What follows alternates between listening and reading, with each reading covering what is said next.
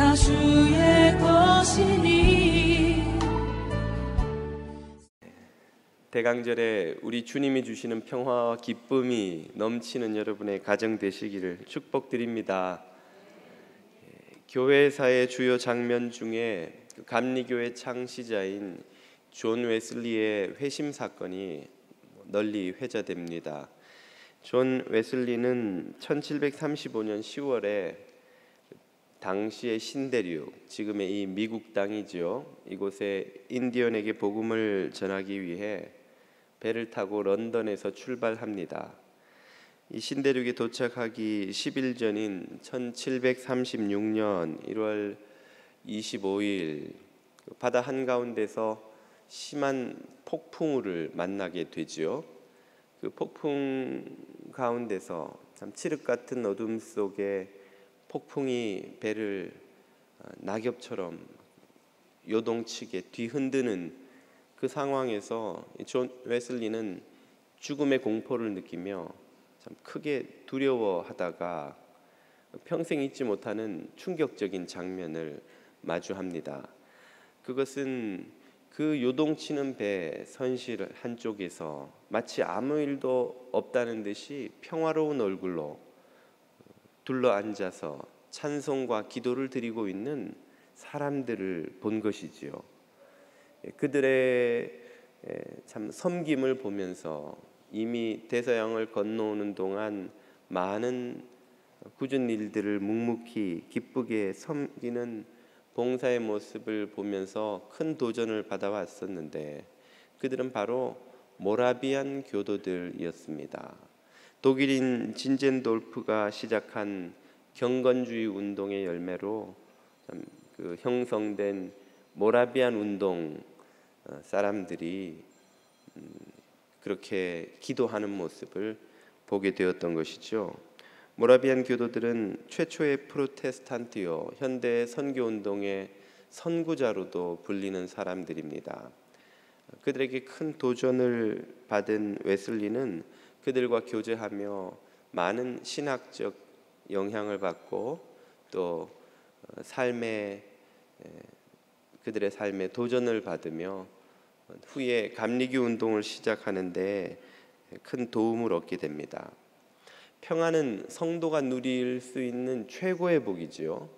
하나님께서 주신 평안의 복이 얼마나 큰 것인지 성경에도 평안한 마음은 좋은 약과 같고 괴로운 마음은 참 독과 같다, 그런 말씀도 있지요.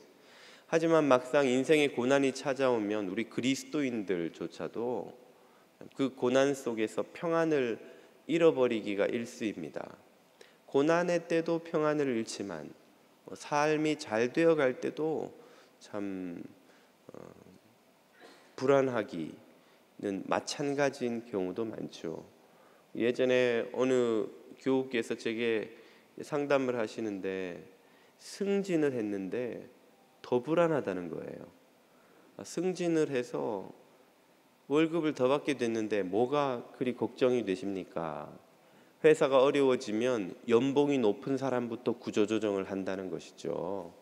그러니까 전보다 더 위험 부담이 커졌으니 더 불안하다는 거예요. 일이 잘 돼갈 때도 우리 마음속에는 항상 불안이 사라지지 않습니다. 언제까지 이런 복을 내가 계속 누릴 수 있을 것인가, 일이 계속 잘 돼갈 것인가, 계속 이렇게 돈을 벌 수 있을 것인가, 걱정이 끊이지 않습니다. 미국은 세계에서 가장 풍요로운 나라입니다만 동시에 세계에서 가장 진통제를 많이 소비하는 나라이기도 합니다. 이렇게 풍요롭고 안전하게 살아가는데도 우리는 끊임없이 진통제를 먹고 두통과 이 불안한 마음과 이 마음의 공허와 두려움을 달래지 않으면 잠을 이룰 수가 없는 이들이 얼마나 많다는 말입니까? 고난의 시기가 찾아오면 우리는 그 배 안에 있던 모라비안 교도들과 같이 평안을 누리는 사람들인가요? 아니면 그 당시의 웨슬리와 같이 참 불안하고 두려움에 떠는 사람들입니까? 마음은 다 모라비안 교도처럼 평안을 누리기 원하나 실상은 이 웨슬레처럼 두려워하는 사람이라면 어떻게 하면 그 모라비안 교도들처럼 고난 가운데서도 평안을 누릴 수 있을까요? 오늘 우리는 대강절을 맞아서 평화의 주님이 주시는 이 평안을 누리는 길을 함께 살펴보려고 합니다. 그 첫 번째 단계는 바로 믿음입니다. 믿음. 평안에 이르는 첫 번째 단계는 믿음이지요. 요한복음 14장이 이렇게 말씀하십니다. 너희는 마음에 근심하지 말라. 하나님을 믿으니 또 나를 믿으라. 내 아버지 집에 거할 곳이 많도다. 그렇지 않으면 너희에게 일렀으리라. 왜 예수님은 아버지를 믿고 당신 예수님을 믿으라고 하십니까? 제자들이 근심하고 있기 때문이죠. 근심하는 자녀를 보면 마음이 안타까운 부모와 같은 그런 마음이죠. 제가 말씀을 드렸던가요? 저희 사랑이가 학교를 참 좋아하는데 어느 날 아침에 울면서 학교를 안 가겠다는 거예요. 아내가 걱정이 돼서 왜 그러느냐 물어봤더니 그 전날 학교에서 아이들이 사랑이를 놀렸다는 것이죠. 너는 왜 페이스가 플랫해? 넌 왜 얼굴이 평평해? 이렇게 물어봤다는 거예요. 애들이 오클랜드에 여기 다 백인 애들 타운이니까 아시안 애들이 거의 없으니까 보고 그러면서 자기 코를 이렇게 누르면서 나는 코가 낮고 얼굴이 플랫해. 엄마가 말하기를 크면은 다 코가 높아지는 거야. 그럼 엄마는 왜 아직도 그래? 그래서 제가 말했습니다. 사랑아, 아빠를 믿고 엄마를 믿으렴. 네가 대학 갈 때쯤에는 다 코가 높아지는 비밀이 있단다. 그때쯤엔 아무것도 아닌 게 될 거란다. 그 아이가 학교를 좋아하지 못하고 그렇게 마음이 슬퍼하면 얼마나 부모의 마음이 안타깝겠어요. 그래서 제가 아무리 사랑이를 해도 불러줘 이쁘다 그래도 안 믿는 거예요. 사랑이가 엄마니까 아빠니까 그렇게 말하는 거야. 그래서 요즘은 제가 고민 끝에 전략을 바꿨더니 부인하지를 못하더라고요. 제가 사랑아, 너는 참 유니크한 아이야. 학교에 너처럼 생긴 애 있어? 없어. 거봐, 너는 정말 유니크하지. 유니크한 게 진짜 아름다운 거야. 진짜 이쁜 거야. 그러니까 사랑이가 이렇게 생각을 하더니 부정을 못하는 거예요. 자기는 유니크한 이쁜 아이라고 좀 믿는 것 같아요. 아니 믿는 척 해주는 건가? 아무튼 아이가 그렇게 근심하면 엄마 아빠 마음이 근심이 되죠. 주님이 근심하는 우리 제자들을 보면서 우리를 보시면서 마음이 근심하지 말라는 거예요. 왜? 하나님을 믿고 나를 믿으라고 하시는 것이죠. 하나님이 도대체 어떻게 하시길래 믿으라는 말입니까? 마태복음 6장을 보십시오. 그러므로 염려하여 이르기를 무엇을 먹을까 무엇을 마실까 무엇을 입을까 하지 말라.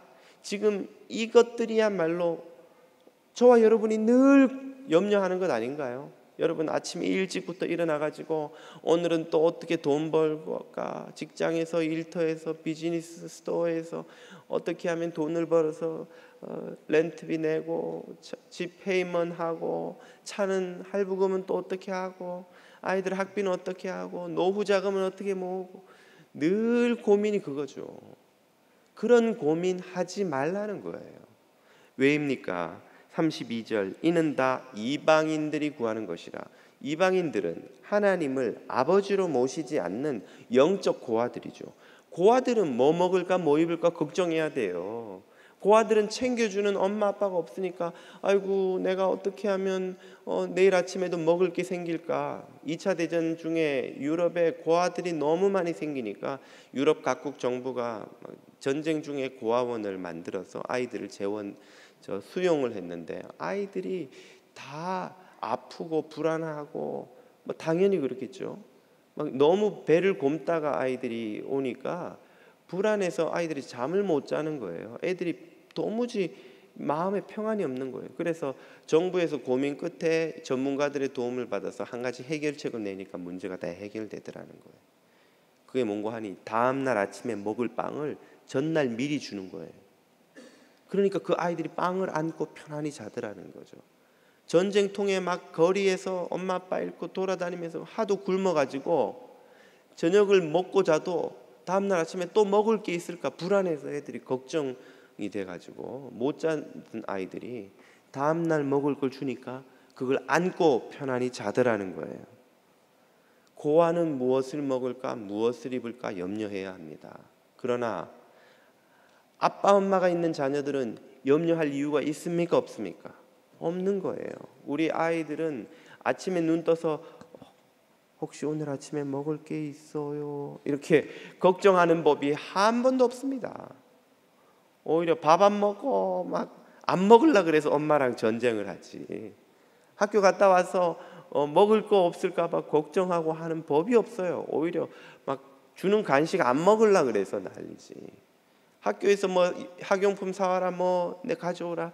아이들이 집에 가서 이 학용품을 내가 어떻게 구하지 걱정하는 법이 없어요. 그냥 손 내밀어요. 아빠 돈, 노트 사야 돼, 펜 사야 돼, 뭐 사야 돼.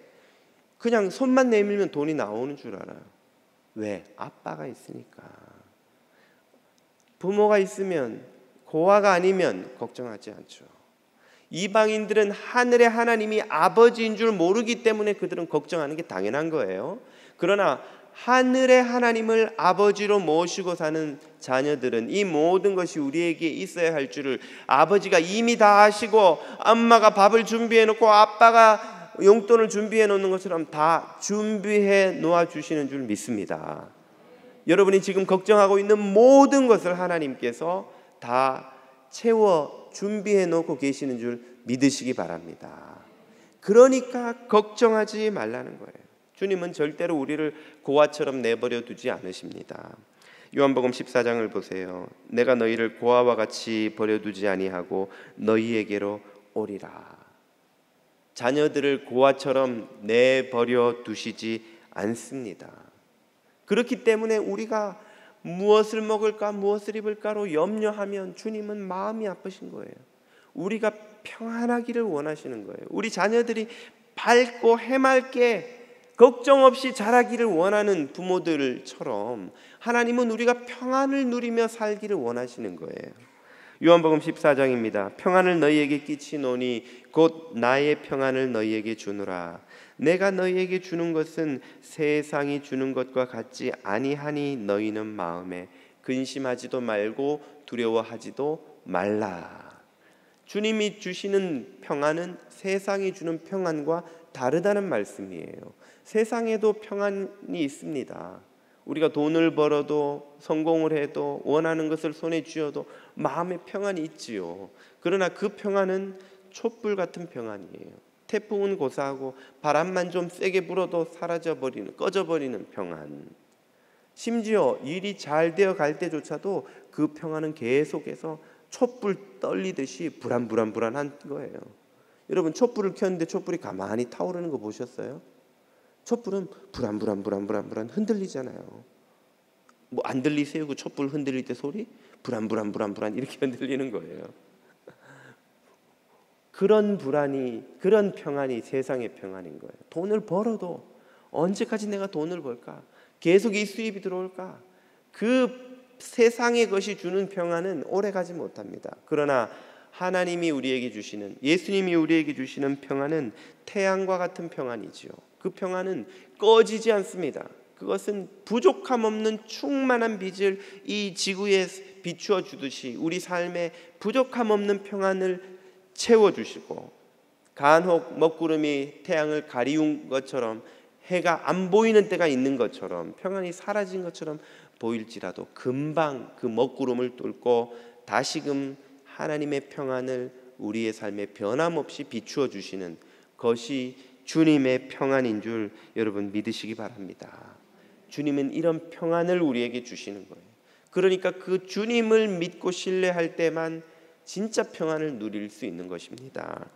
요한복음 20장에서 말씀하시죠. 이날 곧 안식 후 첫날 저녁 제자들이 유대인들을 두려워하여 모인 곳에 문을 잠궜어요.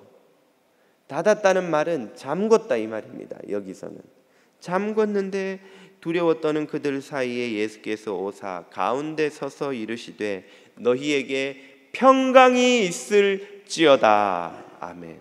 오늘 주님이 불안과 두려움에 떠는 우리들 가운데도 임하셔서 평강을 선언하십니다.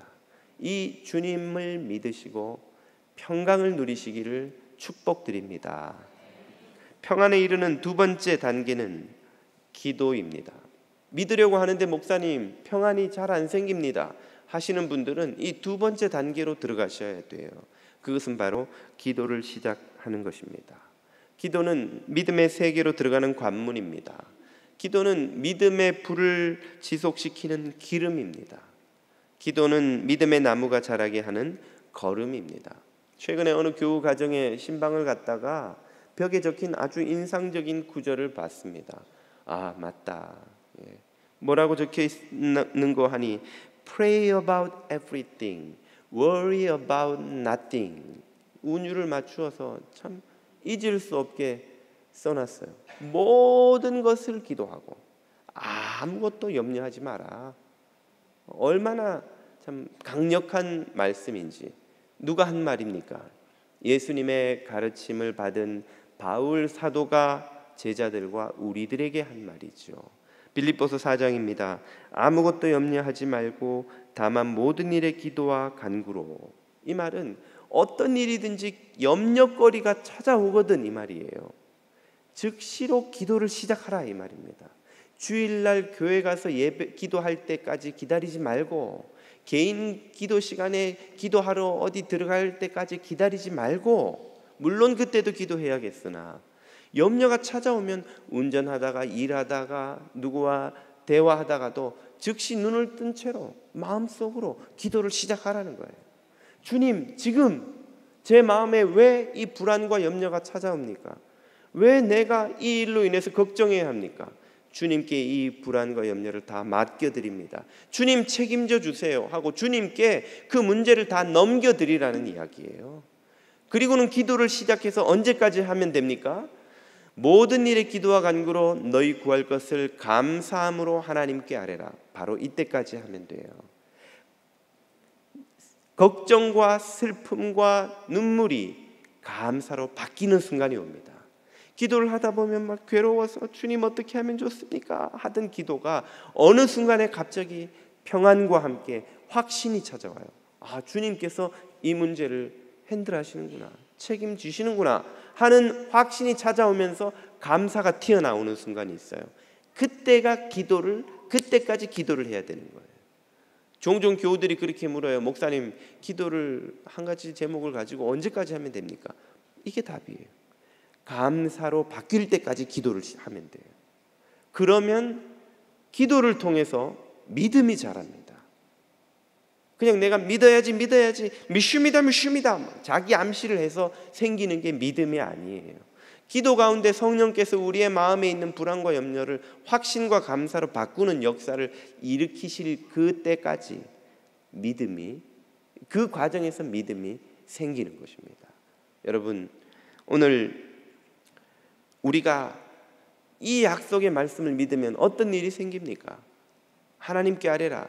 그리하면 7절, 그리하면 모든 지각에 뛰어난 하나님의 평강은 항상 지각해서 오시는 것이라 말이 물론 아니죠. 할까 말까 하다가 했는데, 아무튼 모든 지각에 뛰어난다는 말이 무슨 뜻입니까? 우리의 상식과 이성을 초월한다 그 말이에요. 우리가 앉아서 생각을 해보니까 아무리 계산을 해봐도 답이 없어요. 아무리 찾아봐도 길이 없어요. 우리의 판단으로는, 상식으로는, 이성으로는 답이 없어요. 그러면 평안을 누리지 못하죠. 불안하죠. 세상 평안은 그럴 때 절대 찾아오지 않습니다. 그런데 하나님의 평안은 답이 없고 길이 안 보이는데 찾아온다는 이야기예요. 답도 없고 길도 없고 해결 방법이 없고 나는 망하게 생겼는데 왜 평안해요 마음이? 그게 하나님의 평안이기 때문에 그래요. 하나님의 평안이 그렇게 역사하는 이유가 있습니다. 우리 눈에 보이지 않는 길, 우리가 풀 수 없는 문제가 하나님에게 가면 아무것도 아니기 때문에 그래요. 중고등학교 때 수학 문제를 풀었던 경험이 있으신가요? 3차 방정식 풀어서 열심히 하다 보면 나름 자신감이 생겨요. 아, 이런 3차 방정식은 이렇게 되는 거군. 수학의 정석 문제를 풀다 보면 이상한 문제가 있어요. 그 방정식을 대입해도 풀리지 않는 문제가 있습니다. 그러면 자신감이 생기니까 어떤 생각을 하게 돼요? 문제가 잘못됐군. 이렇게 유명한 교재 참고서에 이런 잘못된 문제를 실어놓고 아직까지 이게 수정이 안 됐나? 그리고는 답안지를 풀어보면 답이 다 풀려요. 문제가 잘못된 게 아니에요.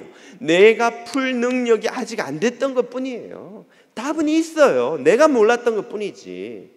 여러분, 우리 인생이 이와 똑같은 거예요. 우리가 아무리 머리를 짜내고 내가 잘났고 내가 성공했고 자수성가했고 나는 못 푸는 문제가 없는 것처럼 보이는 내가 못 푸는 문제에 봉착을 했다고 쳐도 그 문제를 못 푸는 건 나일 뿐이지 하나님이 아니라는 거예요. 하나님은 3차 방정식이 아니라 5차, 10차, 수십 차, 수백, 수천, 수만 차 방정식까지 다 풀어내신 분이에요. 우리 인생이 인류가 시작된 이래 지금까지 수많은 사람들이 겪었던 온갖 문제를 하나님은 다 풀어내신 분이에요. 우리는 그 인생을 처음 살잖아요. 우리가 못 푼다고 해서 하나님이 못 푸시는 게 아니라는 말이에요. 우리가 못 본다고 해서 하나님에게 길이 없는 게 아니라는 말이에요. 하갈과 이스마엘이 사막에서 물이 없어 목말라 굶어 죽어가며 울면서 이제는 죽었구나 하고 있을 때 하나님의 천사가 나타나 그녀의 눈을 열어주니까 바로 뒤에 우물이 보이더라는 거예요. 오아시스가 보이더라는 거예요. 아니, 없던 오아시스가 갑자기 어디서 나타났어요? 원래 거기 있었는데 하갈이 못 본 겁니다. 그녀의 눈이 어두웠어. 우리 인생에도 길이 없는 것이 아니라 우리가 못 보는 것뿐이에요. 나는 길이 없고 나는 풀 수가 없는데 왜 평안이 찾아올까요? 하나님이 이 문제를 풀고 길을 열어주신다는 확신이 들어오기 때문에 이성을 초월한, 상식을 초월한 평안이 찾아오는 것입니다. 모든 지각에 뛰어난 하나님의 평강이 그리스도 예수를 믿는 믿음 안에서 7절 너희 마음과 생각을 지키시리라. 할렐루야. 믿음으로 기도하는 자녀들에게 마음과 생각을 평강으로 지켜주시는 줄을 믿습니다. 이런 기도의 능력으로 평안을 누리시기를 축복드립니다. 믿음과 기도가 평안에 이르는 두 가지 단계라면 마지막 단계가 하나 더 있습니다. 믿음으로 기도를 시작하면 우리 내면에 평화가 찾아옵니다. 그것은 참 귀한 일이지만 그것만이 전부라면 그 평화는 반쪽짜리예요. 온전한 평화라고 할 수 없습니다. 무엇이 부족한 것일까요? 제가 대학 다닐 때 자취하던 한 후배 집에 방문을 했습니다. 저는 정리벽이 좀 있어서 이렇게 모든 게 제자리에 있지 않으면 좀 불편해요. 근데 문을 열고 그 친구 방에 들어갔더니 그 친구가 앉은 방 한가운데 자리를 빼고는 발 디딜 틈이 없는 거예요. 벗어놓은 옷, 신발, 가방, 학용품, 노트 막 그 적지 않은 방이 바닥에 무슨 가득히 막 뭐랄까요 이렇게처럼 방바닥이 안 보여요. 그래서 제가 어떻게 해야 될지를 몰라가지고 우물쭈물하고 있으니까 이 친구가 손으로 요만큼 밀어내더니 형 여기 앉으세요. 거기 앉아있는데 1시간 동안 무슨 이야기를 했는지 하나도 기억이 안 나요. 불편해서 마음이. 근데 그 친구는 너무 편한 거예요. 형 왜 그렇게 불편해 보이세요? 참 편안한데 넌 이거 괜찮니? 저는 어디 있는지 다 알아요. 쓰고 다시 놓고 쓰고 놓고 쓰고 놓고.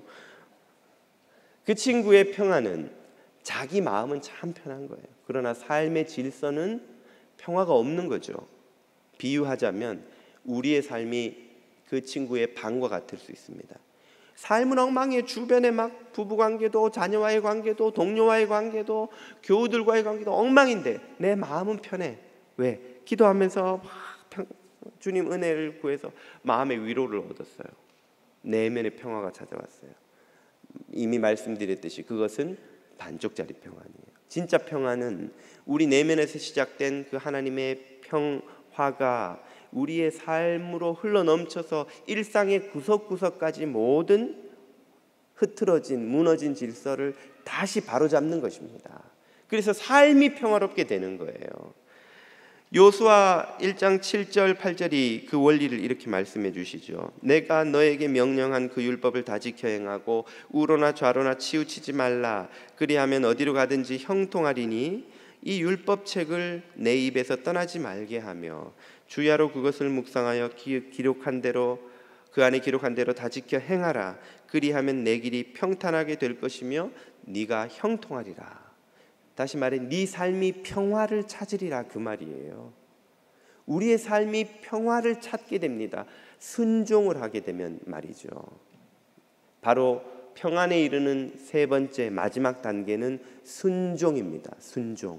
순종하는 이의 삶이 평화로워진다는 것을 성경이 여러 곳에서 가르쳐 주십니다만 대표적으로 두 족장을 살펴볼 수 있습니다. 바로 이삭과 야곱이지요. 이삭과 야곱은 다 한마디로 영적인 금수저들입니다. 태어나기도 전부터 하나님이 선택해서 복을 주신 인물들이에요. 그렇지만 그들의 삶의 정황은 사뭇 대조적입니다. 이삭은 한마디로 말하자면 순종의 사람이에요. 아브라함이 이삭을 하나님께 바치기 위해 모리아산으로 갈 때 나무찜을 이삭이 지고 갔다 그랬어요. 그 말은 이삭이 많이 컸다 이 말이에요. 힘이 컸단 말이에요. 저희 평화가 14살만 돼도 이제는 평화하고 제가 힘으로 장난을 안 쳐요. 평화가 저를 꽉 껴안아 버리면 제가 이제는 풀 수가 없어요. 안 풀어. 왜? 힘으로는 어떻게 할 수가 없어요. 제가 14살인데 이삭이 나무찜을 지고 갔는데 그 이삭이 아브라함에게 묻죠. 아버지 재물은 어디 있어요? 하나님이 준비하실 거야. 예? 이해가 되지 않았지만 이삭이 쫓아갔습니다. 성경을 보면 아브라함이 이삭을 묶어서 제단 위에 올려놓고 잡으려고 그랬어요. 천사가 말리기 전까지 아무런 제지가 없었습니다. 이삭이 마음만 먹었다면 그 연로한 아브라함이 그 아들을 묶어서 제단 위에 고이 올려놓고 칼을 들을 수 있었겠어요? 아버지 제정신이에요. 뭐 하시는 거예요 지금?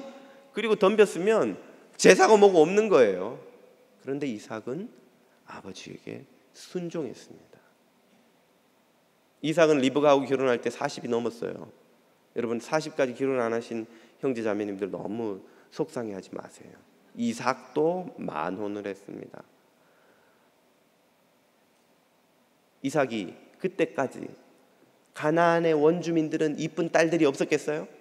실제로 성경을 보면 이삭의 아들 중에 에서는 가나안 원주민들의 딸들을 둘이나 아내로 삼아가지고 아버지 어머니의 근심이 됐다 그랬죠.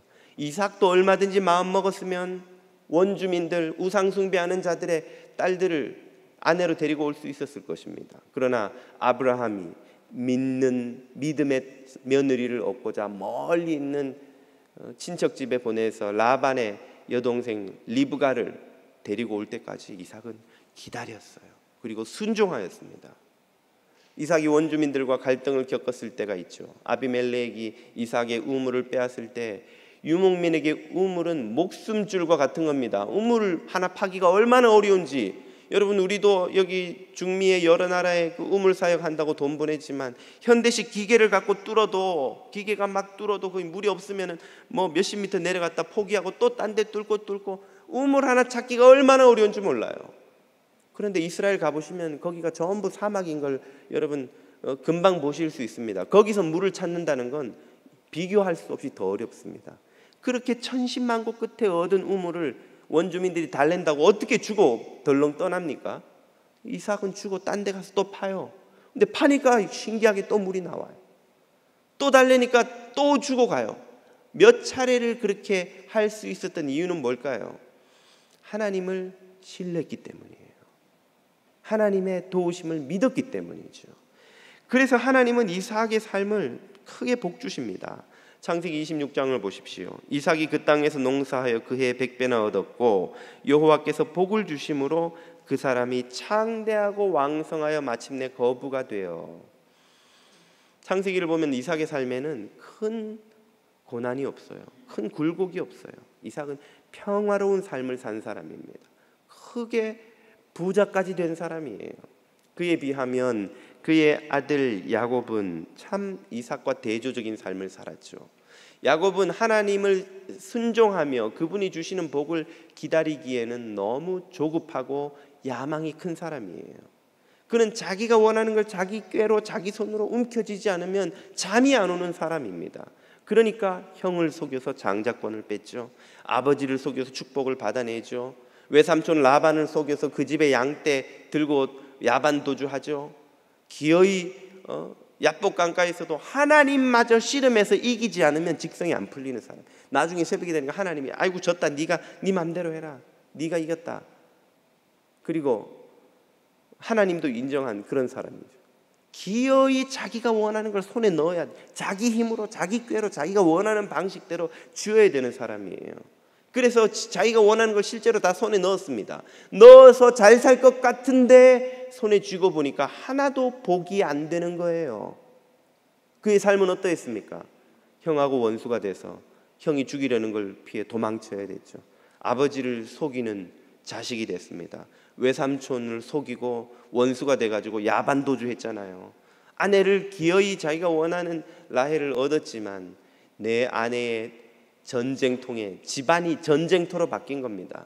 성경에 보면 라헬이 아이를 못 낳아서 남편에게 바가지를 긁으니까 내가 하나님이 아닌데 어떻게 당신 아이를 낳게 해주냐고 막 역정을 내는 장면이 나오죠. 한 줄 딱 나왔습니다. 그 말은 그 나머지 가정사가 어떠한지를 보여주는 거예요. 야곱의 집은 전쟁터인 거예요. 전쟁터. 자식들과의 관계는 어떠했습니까? 자식들도 포악해서 하몰의 가족을 몰살시키고 왜 그랬냐고 했더니 아버지한테 막 대들잖아요. 그러면 우리 누이가 그런 꼴을 당하는 게 괜찮다 말입니까? 자식들이 아버지한테 대들고 그 자식들에게 속아요. 또 요셉을 팔아버리고 죽었다고 거짓말을 하고 나이가 들어 몸을 가누지 못할 때까지 속은 채 살아갑니다. 나중에 요셉이 살았다는 걸 알게 되죠. 아버지 이삭은 거부가 되었다고 했는데 야곱은 흉년이 찾아와서 몇 년 지나지 않으니까 먹을 게 다 떨어져서 자식들을 구걸하듯이 이집트에 보내서 양식을 구하지 않으면 안 되는 처지가 되었습니다. 그래서 바로 앞에 간 야곱이 한 말을 보면 그의 생애가 한마디로 요약이 되죠. 창세기 47장입니다. 야곱이 바로에게 아뢰되 내 나그네 길의 세월이 130년이니이다. 내 나이가 얼마 못 되니 우리 조상의 나그네 길의 연조에 미치지 못하나 할아버지 아브라함 아버지 이삭보다 훨씬 짧게 살았지만 험악한 세월을 보내었나이다. 고생을 많이 했습니다. 이 말이에요. 안 겪어도 될 고초를 많이 겪었습니다. 이 말이에요. 야곱이 만약에 형을 속여서 장자권을 뺏지 않았다면, 아버지를 속여서 축복권을 얻어내지 않았다면, 외삼촌을 속여서 양떼를 자기가 뺏지 않았다면 거지로 살았을까요? 태어나기 전부터 하나님이 내가 에서를 택하지 않고 야곱을 택하였노라고 택한 그 축복의 백성인데 하나님이 주실 복이 이미 넘치게 예정되어 있는데 야곱은 그 복을 순종으로 기다릴 줄을 몰랐던 거예요. 오히려 자기가 그 복을 얻어내겠다고 발버둥을 치고 머리를 쓰고 꾀를 쓰고 욕심을 부려서 복을 누리기는커녕 오히려 고생하지 않아도 되는 온갖 고생을 다하는 평화가 없는 삶을 산 것이죠. 이삭은 평화가 있는 삶을 살았는데 반해서 말이에요. 그래서 저희 집에는 평화가 있어요. 평화. 아침마다 평화야 빨리 일어나 평화를 부르잖아요. 여러분, 순종은 우리 마음의 평화가 우리 일상의 평화로 흘러넘치도록 하는 능력입니다. 믿고 기도를 시작하는 이에게 하나님은 마음의 평화를 주십니다. 순종하는 이에게 삶의 평화를 주십니다. 이 마음의 평화와 삶의 평화가 여러분의 삶 속에 흘러넘치는 이 대강절 되시기를 축복드립니다. 기도드리겠습니다.